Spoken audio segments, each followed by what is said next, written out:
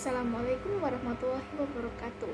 Perkenalkan, saya Sinta Nuria dengan akhir NIM 06 dari kelas Perilaku Organisasi C. Di sini saya akan menjelaskan tentang kekuasaan dan politik dalam organisasi.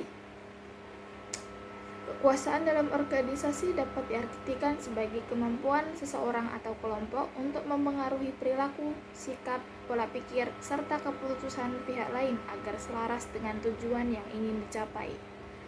Dalam konteks organisasi, keputusan menjadi elemen penting karena tanpa adanya kekuasaan, proses pengambilan keputusan, pengandalian aktivitas, dan pencapaian target akan berjalan tidak efektif. Kekuasaan juga berperan sebagai alat koordinasi agar berbagai bagian dalam organisasi dapat bergerak ke arah yang sama. Meskipun sering dipersepsikan secara negatif, kekuasaan pada dasarnya bersifat netral. Dampak positif atau negatifnya sangat bergantung pada bagaimana kekuasaan tersebut digunakan.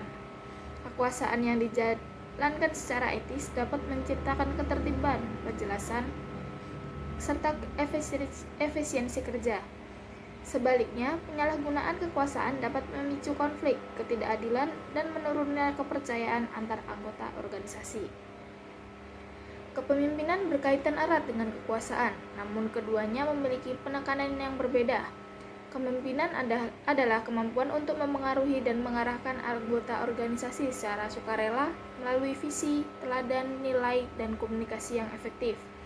Seorang pemimpin tidak hanya mengendalikan wewenang formal, tetapi juga kemampuan interpersonal untuk menggerakkan orang lain dengan kesadaran dan komitmen. Oleh karena itu, kepemimpinan efektif biasanya ditopang oleh kombinasi kekuatan formal dan kekuatan pribadi. Kekuasaan dalam organisasi. Dalam kehidupan organisasi sehari-hari, kekuasaan tercermin dalam berbagai aktivitas dan interaksi, seperti penentuan kinerja, pembagian tugas, pengawasan kinerja, hingga penetapan sanksi dan penghargaan.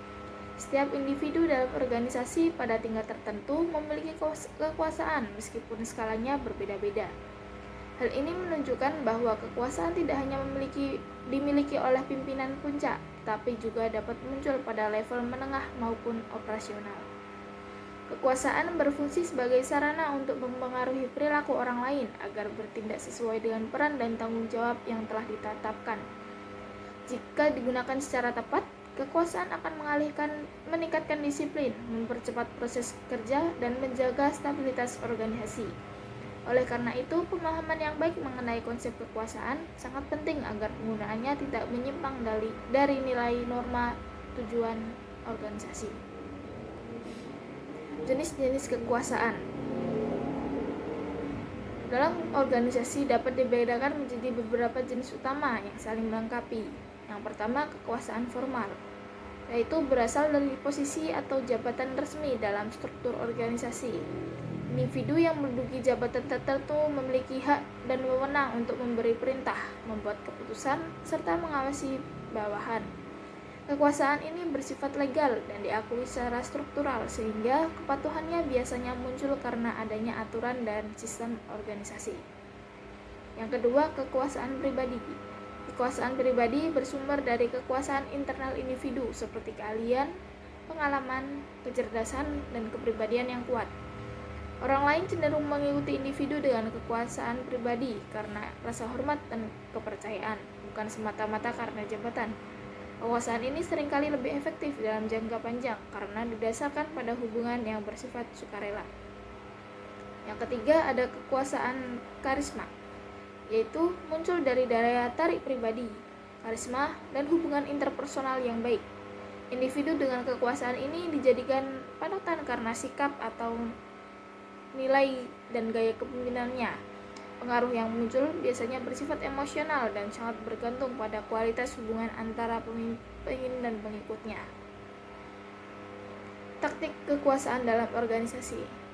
Taktik kekuasaan merupakan cara atau strategi yang digunakan individu untuk mempengaruhi orang lain dalam mencapai tujuan tertentu. Penggunaan taktik yang tepat dapat meningkatkan efektivitas kerjasama, sedangkan penggunaan yang keliru dapat menimbulkan resistensi. Beberapa taktik kekuasaan di antara lain yaitu yang pertama, legitimasi. yaitu menggunakan wewenang atau posisi resmi untuk memperoleh dukungan dan kepatuhan, biasanya merujuk pada aturan, kebijakan, atau prosedur organisasi. Yang kedua, rasional persuasif, mempengaruhi orang lain melalui argumen logis, data, dan bukti yang rasional, sehingga keputusan diterima secara intelektual. Yang ketiga, inspirasi, membangkitkan motivasi dengan menyampaikan misi, nilai, dan tujuan yang menarik agar orang lain terdorong berkontribusi secara sukarela. Yang keempat, konsultasi, melibatkan pihak lain dalam proses pengambilan keputusan untuk menumbuhkan rasa memiliki dan meningkatkan komitmen terhadap hasil akhir. Yang kelima, pertukaran, yaitu menawarkan imbalan atau keuntungan tertentu sebagai balasan jasa atas dukungan atau kerjasama yang diberikan. Dan yang keenam, ada tekanan, menggunakan ancaman, intimidasi, atau sanksi untuk mempengaruhi perilaku orang lain, meskipun taktik ini berisiko menimbulkan ketegangan. Pengertian politik dalam organisasi. Politik dalam organisasi dapat dipahami sebagai aktivitas yang melibatkan penggunaan kekuasaan dan pengaruh untuk mencapai tujuan tertentu. Tujuan tersebut biasanya bersifat pribadi, kelompok, maupun organisasi secara keseluruhan. Politik biasanya muncul ketika terdapat kepentingan yang berbeda dan harus dinegosiasikan dalam bentuk suatu sistem yang sumber dayanya terbatas. Politik organisasi tidak selalu bermakna negatif. Dalam batasan tertentu, politik dapat menjadi sarana untuk menyuarakan kepentingan, menyeimbangkan kekuasaan, dan mendorong perubahan. Namun, politik menjadi bermasalah apabila dilakukan secara manipulatif dan merugikan pihak lain maupun organisasi. Faktor-faktor perilaku politik. Perilaku politik dalam organisasi dipengaruhi oleh beberapa faktor, antara lain tingkat ketidakpastian dalam lingkungan organisasi seperti perubahan kebijakan atau kondisi eksternal. Yang kedua, keterbatasan sumber daya yang memicu persaingan antara individu dan kelompok. Yang ketiga, perbedaan tujuan, nilai kepentingan antara organisasi, struktur organisasi, sistem penghargaan, dan mekanisme penilaian kerja. Nah, faktor-faktor tersebut mendorong individu untuk menggunakan strategi politik guna mempertahankan atau meningkatkan posisinya dalam organisasi.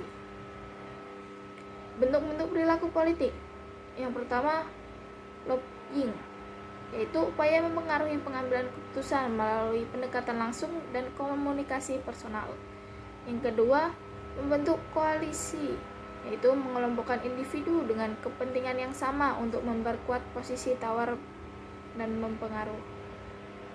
Yang ketiga, manipulasi informasi, yaitu mengatur, menyeleksi, atau menonjolkan informasi tertentu untuk mempengaruhi persepsi dan opini pihak lain. Untuk kesimpulannya, kekuasaan dan politik merupakan bagian yang tidak bisa dipisahkan dari kehidupan organisasi. Keduanya hadir sebagai konsekuensi dari adanya struktur, perbedaan kepentingan, dan keterbatasan sumber daya. Pemahaman yang baik mengenai jenis kekuasaan, taktik kekuasaan, serta perilaku politik dapat membantu anggota organisasi menggunakan pengaruhnya secara bijak, etis, dan bertanggung jawab. Dengan pengelolaan yang tepat, kekuasaan dan politik tidak menjadi sumber konflik, melainkan dapat dimanfaatkan sebagai sarana untuk membangun kerjasama, meningkatkan kinerja, memperkuat hubungan kerja, dan mencapai tujuan organisasi secara efektif dan berkelanjutan. Cukup sekian dari saya. Apabila ada kesalahan, saya memohon maaf.